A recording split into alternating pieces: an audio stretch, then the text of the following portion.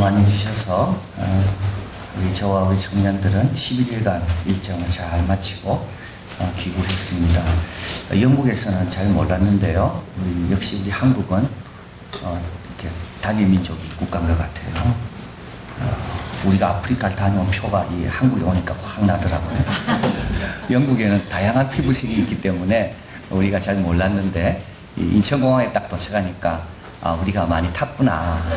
이렇게 참 그게 확실히 느껴졌습니다. 11일 동안 우리가 가져간 기도 제목 놓고 간절히 우리 청년들 기도했었고요. 또 아침마다 주님 말씀에 의지해서 생명이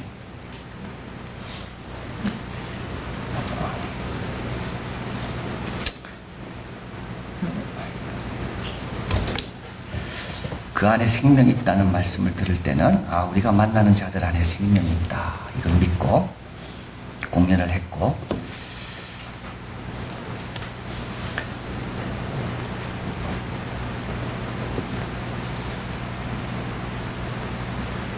사도 바울과 에베소 장로들이 헤어질 때 무릎을 꿇고 기도하고 크게 울었다. 이 말씀을 우리가 나누었는데 우리 역시 다 무릎을 꿇고 겐드로스 교회를 위해 기도하며 또 많은 청년들이 또 눈물을 뿌렸습니다. 웨일즈에서 4번, 감비아에서 4번, 총 8번 공연을 하였습니다. 마지막 공연은 이제 작은 학교, 작은 도서관이었는데요. 아프리카 감비아에서 교장 선생님이 우리 공연을 보다가 막 뛰어갔습니다. 그래서 왜 그런가 했더만은 다시 뛰어와서 핸드폰으로 이제 찍으려고 뛰어갔다가 뛰어와서 핸드폰을 찍었습니다. 학교 강당에서, 교회 예배당에서, 야외에서 우리 청년들은 도서관에서 어디서나 준비해간 공연을 잘했습니다. 지난 2월부터 4개월 동안 열심을 내서 청년부, 새벽기도, 어른 예배 모두 잘 참석하고 훈련을 잘 받아서 감비아, 웨일즈 그리고 우리 서로에게 하나님의 큰 선물의 역할을 잘 감당했습니다. 저는 우리 청년들을 보면서 이제 교회 일꾼이 됐다 하는 생각이 들었습니다. 이제 세대가 바뀌는구나. 얘들이 이제 교회 일을 잘하겠구나 하는 그런 생각이 딱 들었습니다. 기도해 주신 부모님, 우리 성도님들께 감사드리고 또 우리는 마지막에 깨달은 게 이겁니다. 우리가 교회가 있어서 이런 은혜를 누리는구나. 우리를 위해 지금도 기도하고 계신 그분들이 있기 때문에 우리가 이런 복을 누리는구나. 마지막 깨달음이 이 깨달음이었습니다. 사도 바울의 선교에 있어서는 중요한 도시들이 주로 나오게 됩니다. 그를 파송한 교회는 안디옥 교회입니다. 안디옥은 로마 알렉산드리아 다음으로 로마 제국의 3번째 도시입니다. 그 도시가 얼마나 아름다운가 하면 안디옥에 들어오면 과거의 도시들은 다 잊어버린다 그랬습니다. 그리고 안디옥에서 나가면 안디옥만 기억한다 그랬습니다. 사도 바울을 파송한 도시는 이 안디옥입니다. 사도 바울이 아덴에서 논쟁을 벌이게 되죠. 민주주의 철학의 기원이 되는 곳입니다. 그 뒤 모든 문화의 도시를 가리켜서 이곳을 북쪽의 아덴, 동쪽의 아덴 이렇게 불렀습니다. 18세기 에딘버러에는 몇 분 안에 천재와 지식인 50명을 만난다 그랬는데요. 그래서 그곳을 북쪽의 아덴이라고 불렀습니다. 그만큼 아덴은 모든 것의 뿌리가 되는 것이 아텐입니다. 사도 바울은 여기서도 복음을 전했습니다. 1년 6개월 동안 사역한 고린도는 두 바다, 대서양과 지중해 두 항구를 갖고 있는 두 바다 위의 도시라는 불리는 도시였습니다. 인구 65만 명, 상업과 무역의 큰 도시가 바로 이 고린도입니다. 자, 오늘 이제 빌립보 전도하는데요. 빌립보는 어떻는가 하면 12절에 마게도냐 지경의 첫 성이요. 이 첫 성이란 말은 중요한 성이라는 말입니다. 로마의 식민지다. 우리는 식민지 하면 아주 이거는 나쁜 개념이지만, 기분 나쁜 개념이지만, 여기서 로마의 식민지라는 것은 굉장히 영광스러운 도시를 뜻합니다. 모두 로마 시민입니다. 그래서 로마의 식민지라는 말은 그 식민지에 있는 사람은 로마 사람과 똑같다는 뜻입니다. 자치권을 행사하고 면세, 세금을 내지 않습니다. 그래서 이 21절에 가보면 이렇게 말합니다. 로마 사람인 우리가, 이 사람들은 빌립보 사람입니다. 근데도 본인을 뭐라고 부르는가 하면 로마 사람이라고 부릅니다. 이게 로마의 식민지입니다. 이게 굉장히 중요한 도시인 거죠. 자, 이곳에서 유럽의 첫 교회, 첫 성도가 세워집니다. 13절에 보면 안식일에 이제 우리가 기도처가 있는가요? 문 밖. 그러니까 문 안에는 없었습니다. 성 안에는 로마의 식민지이기 때문에 거기에 유대인의 회당이 허락되지 않았습니다. 그래서 문 밖, 성 밖으로 나가게 됩니다.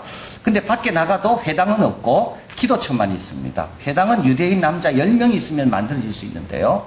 유대인 남자 10명이 없었다는 뜻입니다. 그래서 기도처가 있고 기도처에 가보니까 여성들이 있습니다. 사도 바울은 실망할 수도 있겠죠. 가서 보니까 여성들밖에 없습니다. 근데요, 우리 예수님이 떠올랐을 겁니다. 우물가의 여인에게 예수님께서 전하잖아요. 그 여인이 물동이를 버려두고 내려가서 온 성 사람들에게 복음을 전합니다. 우리 예수님은 바로 앞에 유대인의 스승인 니고데모와 깊게 대화를 하십니다. 그것만 하지 않습니다. 4장에 오면 우물가의 여인과도 깊게 대화를 하십니다. 사도 바울은 이걸 떠올렸을 겁니다. 우리 하나님은 중심을 보시지 외모로 보지 않는다. 그리고 사도 바울은 복음의 첫 증인, 부활의 첫 증인이 여성이라는 것을 또 떠올렸을 겁니다. 예수님의 빈 무덤을 확인한 최초의 증인들은 다 여성들이었거든요. 자, 이들에게 복음을 전하고 14절 그 가운데 누가 있는가 하면 두아디라 성의 자주장사. 이 자주색이라는 것은 아무나 입는 색이 아니고요. 이거 다 조개에서 나오는 색입니다. 그렇기 때문에 굉장히 비싼 색입니다. 이 색, 이 염료를 얻으려면 이거는 조개에서 얻어야 되는데 이 조개에서 얻는 이 자주, 청색 이런 것들은 이거는 왕과 귀족만이 사입을 수 있는 굉장히 고급 이건 색입니다. 그러니까 이 자주장사라는 말은 굉장히 이렇게 여성 사업가로서 아주 사업을 잘하는 여성이라는 뜻입니다. 하나님을 공경한다는 말은 이방인이라는 말이고요. 루아디아라 하는 한 여자가 있습니다. 마음을 열어 바울의 말을 청종케 하십니다. 저와 그 집이 다 세례를 받고 우리라는 말이 있죠. 이 누가보 사도행전의 저자 누가도 여기 있습니다. 우리에게 청하여 만일 나를 주로 믿는 자로 알거든 내 집에 들어와 유하라 하여 강건하여 있게 한다. 이것이 유럽의 첫 교회 빌립보 교회가 우리 이 여인의 집에서 탄생하게 된 겁니다. 자, 그리고 10년 뒤입니다. 그게 빌립보서입니다. 1장 1절. 그리스도 예수의 종 바울과 디모데는 그리스도 예수 안에서 빌립보에 사는 모든 성도, 감독, 집사들에게 편지한다. 10년 만에 빌립보 교회는 감독도, 집사도 세워지게 되는 온전한 교회가 되었다. 참 여러분 사도행전을 읽어야 되는 이유 중에 하나가 바로 그겁니다. 사도행전을 읽어야지 사도 바울의 서신을 이해할 수가 있습니다. 사도행전을 읽어야지 하나님께서 어떻게 일하시는지를 알 수가 있습니다. 때로는 맞기도 하시고요. 때로는 여성을 만나기도 하시고. 자, 어떻게 이렇게 그러면 첫 열매가 이 여인은 됐을까요? 어떻게 유럽의 첫 교회, 첫 성도가 바로 이 여인의 집이 되고 이 여인이 되었습니까? 첫째 보면 경건의 자리에 늘 있었기 때문입니다. 루디아가 사도 바울을 만난 것은 그녀가 이날의 안식일 날 기도처에 있었기 때문입니다. 여러분 이 안식일 날 딴 데 가면 안 됩니다. 하나님이 정한 시간, 하나님이 정한 장소에 있어야지 하나님이 원하는 만남이 이루어지는 겁니다. 여러분 좋은 사람 만나고 싶으면요 어디 가면 됩니까? 좋은 곳에 가야 됩니다. 좋은 사람은 좋은 곳에 옵니다. 나쁜 사람은 절대 좋은 곳에 오지 않습니다. 나쁜 곳에 가면 나쁜 사람밖에 없습니다. 좋은 사람은 거기에 갈 리가 없거든요. 희생을 배우고 싶으면요, 희생하는 사람을 만나고 싶으면요, 희생하는 자리에 와야 그 사람을 만납니다. 하나님께 순종하는 사람을 만나고 싶습니까? 그러면요, 순종하는 그 자리에 와야지 그 사람을 만납니다. 여러분, 예배 드리고 싶은 사람이 어디 있는지 안 보이죠? 그러나 예배 자리에 와보면 예배 드리는 사람이 이렇게 많구나를 비로소 알게 됩니다.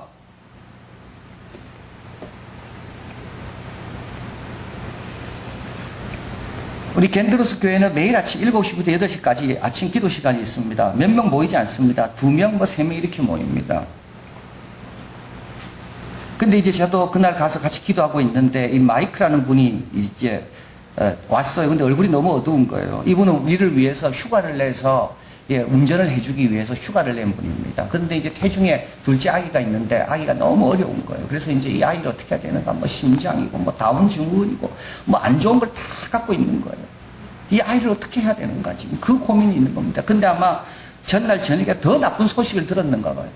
그래가지고 막 얼굴이 너무 어두워져가지고 갈 데가 어디 있겠습니까, 여러분?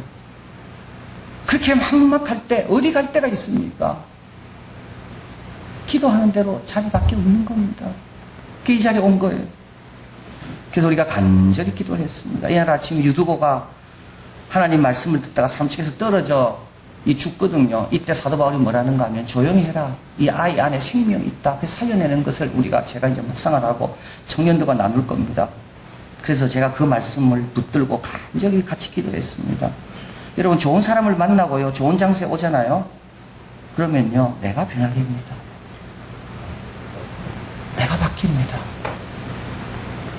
그분이 일어날 때 표정은 완전히 달랐습니다. 우리가 앉아있을 때, 들어올 때 제가 그 얼굴을 봤거든요. 그리고 다 끝나고 나서 일어났을 때, 떠나갈 때 그의 표정은 완전히 바뀌었습니다. 여러분, 복이 있는 사람은 어떤 사람입니까? 오만한 자 이런 데 가지 않습니다. 죄인의 길에 서지도 않고 악인의 꾀를 쫓지도 않습니다.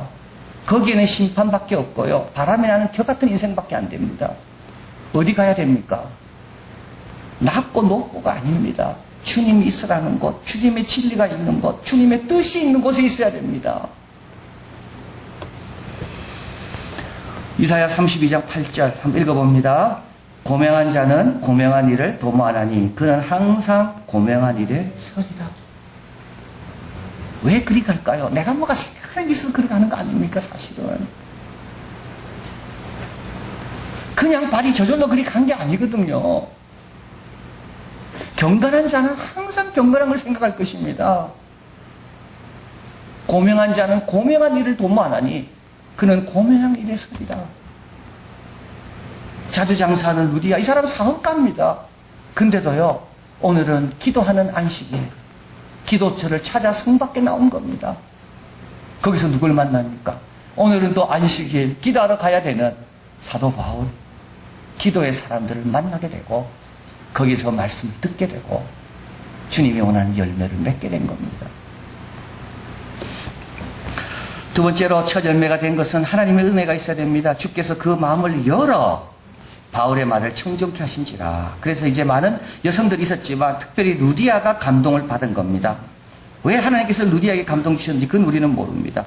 예레미야 10장 23절 여호와여 내가 알거니와, 예레미야가 아는 게 있습니다. 그건 뭐냐면 인생의 길이 자기에게 있지 아니하나니, 너무 중요한 말입니다. 내가 선택하려고 되지 않습니다. 인생의 길은 자기에게 있지 않습니다. 걸음을 지도함이 걷는 자에게 있지 않습니다. 만약에 걸음을 지도함이 나에게 있다면 나는 내 수준밖에 못 삽니다.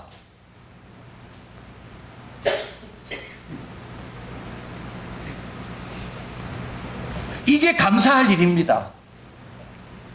이걸 아는 것이 신앙생활입니다. 사도 바울이 어떻게 해서 빌립보로 왔습니까?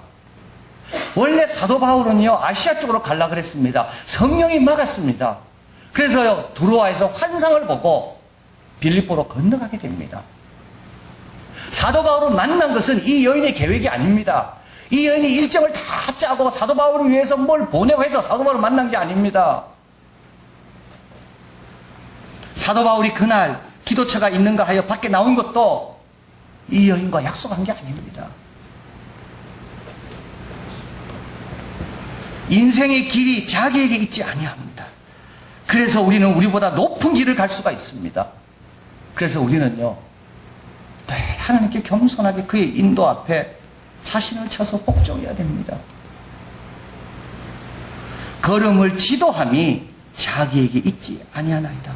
누구에게 있습니까? 우리를 창조하시고 우리를 사랑하시고 오늘도 우리를 위해 좋은 계획을 갖고 계신 그분께 있는 겁니다.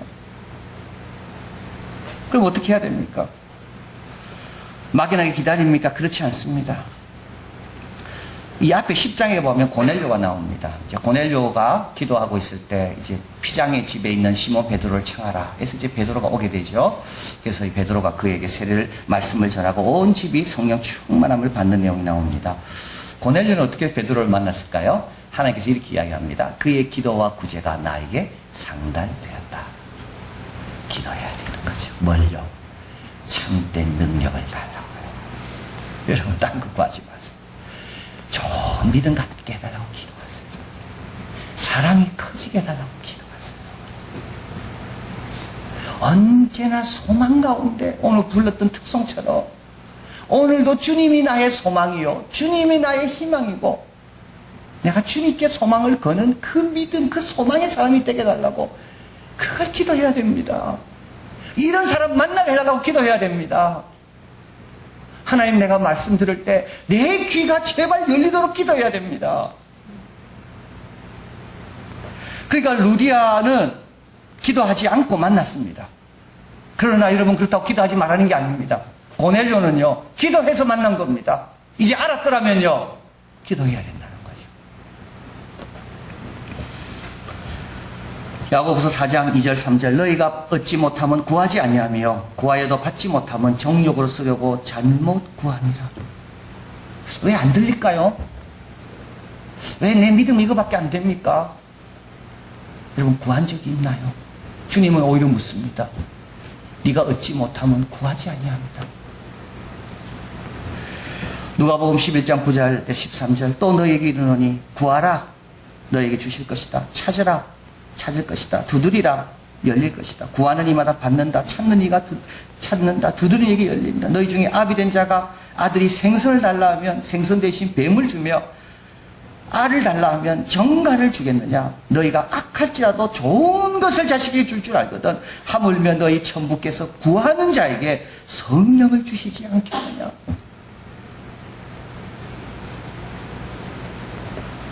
하나님이 제일 기뻐하는 기도 제목은 뭘까요?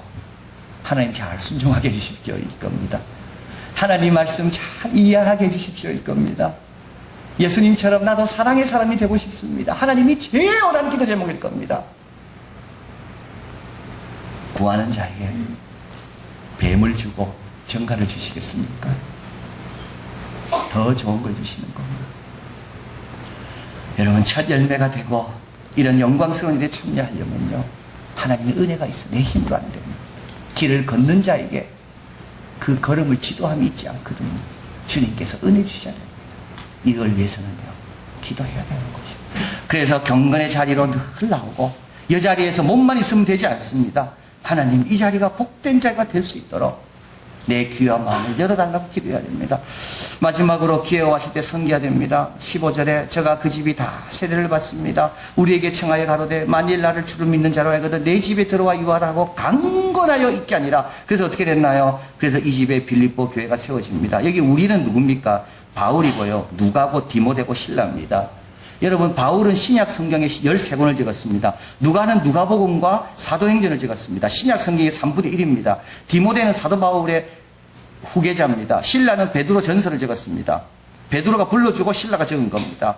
여러분 이걸 쫙 보면요 성경의 반 이상을 적은 사람이 여기에 있습니다. 루디아는 몰랐을 거예요. 이들이 앞으로 얼마나 큰 일을 할지 몰랐을 거예요. 그런데 루디아가 하나 안건이 있습니다.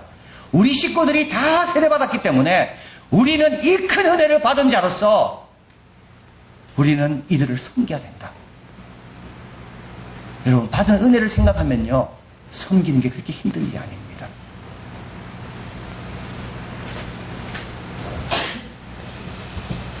그래서 빌립보 교회가 그 루디아의 집에서 태어나게 된 겁니다. 자 이번에 우리가 이제 준비해간 많은 공연을 했는데 이제 우리가 하나님께서 우리를 그런 공연을 통해서만 사용하신 게 아니더라고요. 그래서 참 우리가 기도하며 이런 말을 생각을 많이 했거든요. 하나님 우리가 이들에게 선물이 되길 원합니다. 하나님께서 우리를 왜 보내셨는가? 하나님의 기프트로 당신들을 얼마나 사랑하고 축복하는지 우리를 통해 그들에게 선물을 주기 위해서 우리를 보내셨다. 근데 가만 보니까 우리 서로에게도 선물이더라고요. 우리 서로에게도 선물이고 또 한 가지 또 다른 분에게도 선물이더라고요. 그 마이크라는 아까 말씀드린 그분 이제 마지막 날 우리를 이제 아이가 그렇게 힘든데 시간을 내서 버스 운전을 해주니 얼마나 우리가 고맙습니까? 그래서 제가 우리 청년들에게 이야기했습니다. 우리 버스에서 내리기 전에 버스에서 우리가 한번 간절히 기도해 주자. 소리를 내서 기도해 주자. 이 사람은 우리 언어를 못 알아들으니까 우리 소리로 느낄 거니까 우리가 동성으로 버스에서 이분을 위해 기도해 주자. 그래가지고 우리가 청년들이 버스에서 내리기 전에 그분을 위해서 간절히 기도해 줬습니다. 양은직 선교사님이 어저께 메일을 보내셨더라고요. 그때 그 버스에서 기도할 때 성령께서 만져주심을 느꼈다고 했습니다. 자, 그리고 이제 감비아에서 마지막 이제 사회 끝나고 우리 청년들과 또 오늘은 어떤 날인가? 오늘은 이덕기 선교사님을 축복하는 날이다. 18년 동안 감비아 와서 혼자 외롭게 독신으로 사역하다가 몸이 다 망가지고 힘들어져서 이제 철수하게 되는데 우리가 이 센터의 마지막 손님이다. 하나님께서 왜 우리를 보내셨을까? 이분의 사역을 인정해주고 세워주고 칭찬해주라고 우리를 보내셨구나. 그래서 이렇게 선교사님을 위해 다 같이 손을 얹고 간절하게 그분을 축복하며 그분이 갖고 계셨던 여러 가지 염려들, 두고 가는 우리 영혼들 하나님께 다 올려드리고 우리가 같이 기도할 거니까 괜찮을 거라고. 여러분, 누가 제일 영광스러운 일에 쓰임 받을까요? 그 기회를 놓치지 않는 자입니다. 네, 기회를 놓치지 않는 자입니다. 청년이라고 뭐 쓰임 받지 않고 뭐 목회자라고 쓰임 받고 그런 거하고는 전혀 상관없더라고요. 기회가 왔을 때 이 여인처럼 강건하여 섬기려고 할 때 그때 하나님께서 그 자에게 영광스러운 일에 참여하게 하신다. 경건한 곳에 머물러야 됩니다. 마음을 열어주시도록 기도해야 됩니다. 기회가 왔을 때 미루지 말고 즉시 실천해야 됩니다. 그러면 주님이 주신 복, 영광을 누리고 우리도 하나님 나라 확장에 쓰임받는 귀한 자들이 될 줄 믿습니다. 사랑하는 하나님 감사합니다. 참 주님은 외모로 보지 않습니다. 우리 주님은 여인을 만났다고 절대 실망하지 않습니다. 우리 저희는 부족한 사람이 있다고 절대 실망하지 않습니다. 우리 주님은 중심을 보십니다. 오병이의 기적을 행하시는 우리 주님이십니다. 오늘도 우리 중심을 보실 때 주님 보시기에 아름다운 것이 많이 있게 도와주시고 그리고 주님이 찾으시는 참된 믿음, 참된 소망, 참된 사랑, 주님이 찾으시는 기도 제목 그것이 우리에게 늘 있어서 주님께서 아끼지 않고 후히 주시고자 하는 그 응답의 삶이 우리에게 늘 있도록 도와주시옵소서. 우리 양교회 기회 있을 때마다 많이 섬기하시니 너무 감사합니다. 세상도 정욕도 다 지나갑니다. 그러나 하나님의 뜻을 행한 것만 영원히 남는다 그랬습니다. 계속적으로 주님께서 보여주실 때 용기를 갖게 도와주시고 헌신하게 하시고 그래서 우리의 기도의 자리, 예배의 자리, 순종의 자리, 헌신의 자리에 늘 누군가 있어서 힘들고 외롭고 배우고자 하는 사람이 왔다가 용기를 얻고 새로워지고 힘을 얻어 주의 길을 같이 가는 열매가 늘 있도록 도와주시옵소서. 모든 말씀 예수 그리스도 이름으로 기도하옵나이다. 아멘.